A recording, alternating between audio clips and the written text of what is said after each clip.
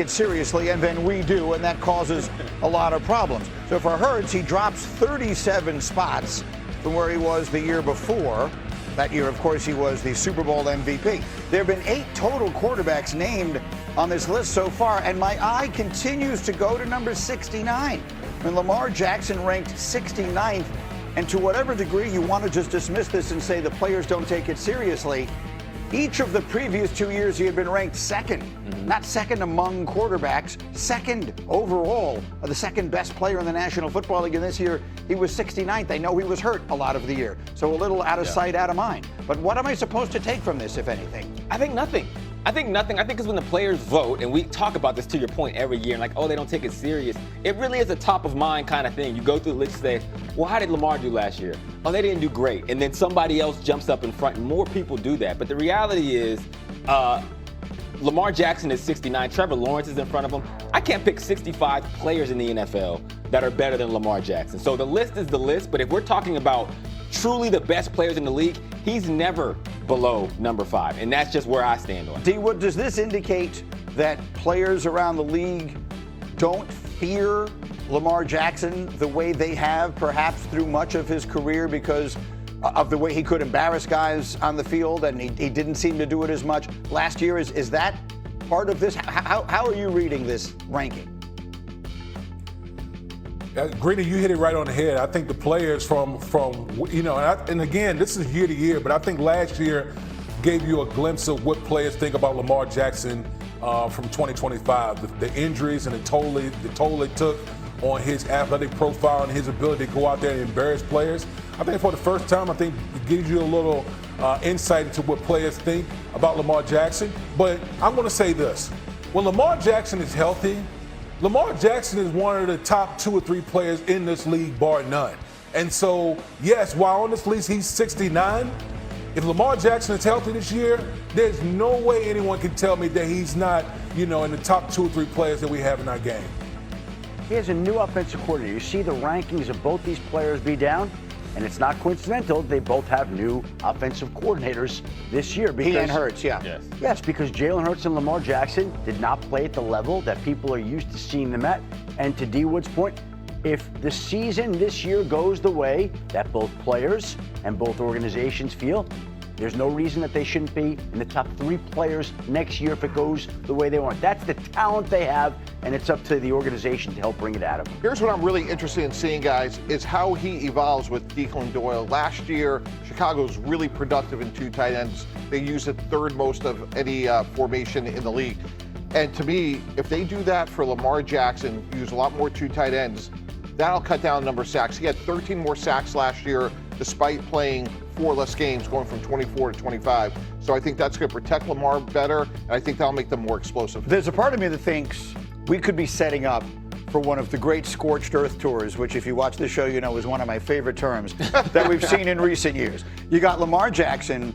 Whatever was going on last year between him and John Harbaugh, I won't pretend to know, but I think it's become evident that there was just something there that was not right. The organization chose the quarterback as would seem to be the obvious choice in this case.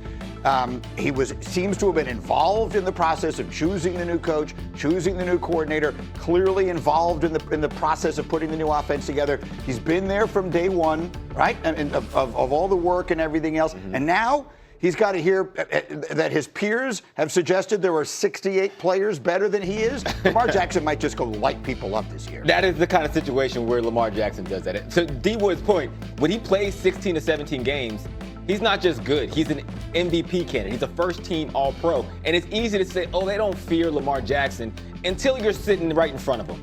You don't have to fear John Bones Jones, but if he walked in this studio, everybody's going to act a little different in their presence, and that's what Lamar Jackson is on the football field. And with all due respect, Greeny, I think being 69 in a poll means a lot less than trying to make $69 million in a year. And Lamar Jackson is still playing for a new contract, and the Ravens want to keep him. And I would bet that he's probably a little bit more motivated by $69 million than being ranked 69th by the players in a poll that who cares what he says right now. There's a lot more at stake for Lamar Jackson this year. To do that, to make him work $69 million, he's got to play in 17 games. That's why I think we're going to see this offense evolve. All right, something else I wanted to show you today, and this was, meanwhile on planet Earth, So remember the other day, the Miami Heat, they accidentally posted a link to a live stream titled LeBron James Introductory Press Conference, even though LeBron James has not made a decision yet. Well, teams' social media departments tend to like a lot of things like this. So let me show you what the Winnipeg Jets posted yesterday. The Winnipeg Jets official YouTube channel has LeBron's introductory press conference scheduled for July 27th. And then how about the PGA? The PGA Tour, PGA Tour introductory press. Look, LeBron's been playing a lot of golf. Yep. Yeah. He loved that. He was out at Bayonne Golf Club not long ago. He was all over Scotland with all his old Cavaliers buddies. So maybe LeBron will announce this time he's taking his talent to the tour, and we'll see how it goes. Teams are having fun. We're still waiting for word from King James himself. Coming up. Pena goes, this ball driven deep to left field, looking up, Hernandez, gone! He's done it again!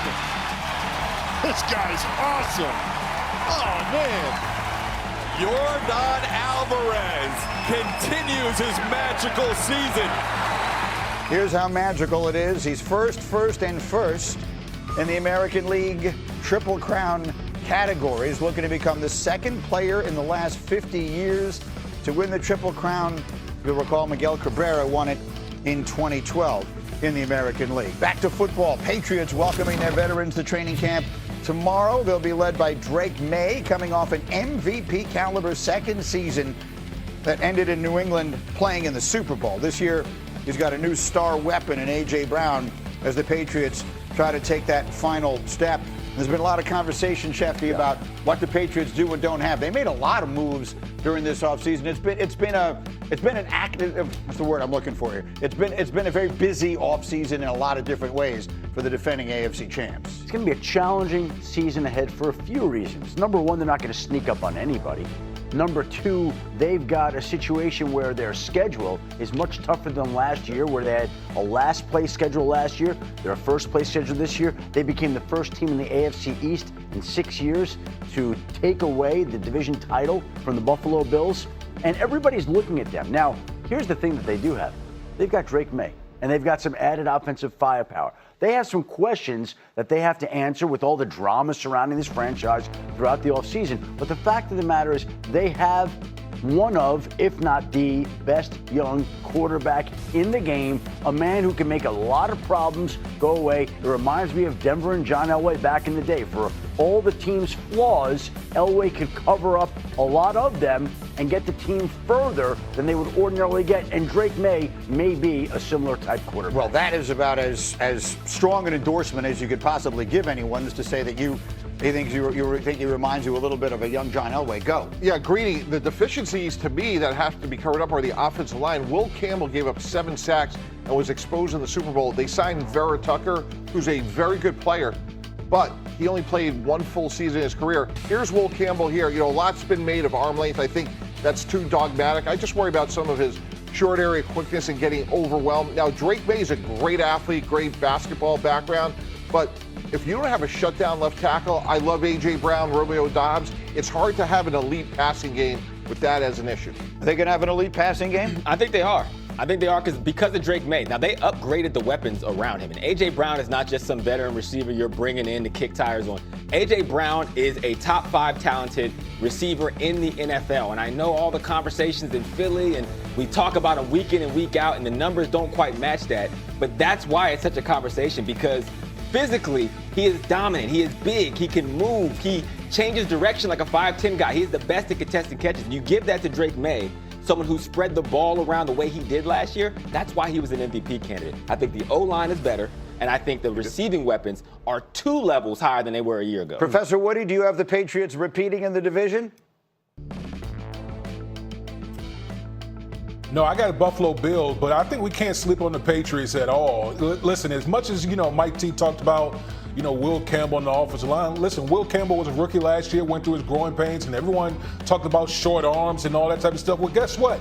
Will Campbell has been playing with short arms his whole career, his whole playing career. So that's not anything new. I expect him to make leaps and bounds in his second year. And I think overall, when you look at this offense, listen, Josh McDaniels didn't forget how to coach. He's one of the best offensive coordinators that we've seen in this generation. Mike Vrabel didn't forget how to coach. You're talking about one of the best coaches, head coach that we have in the National Football League. Okay, and Drake May, that wasn't a fluke last year. Drake May was prolific, especially throwing the ball down the field. And now you're giving him A.J. Brown and Romeo Doubs. Like, this offense is going to be legit, and I expect the Patriots to be right there in it with all the other top teams in the AFC. I always wonder about the not sneaking up thing. Like that, it's one thing. The schedule is much harder. That is legit for sure.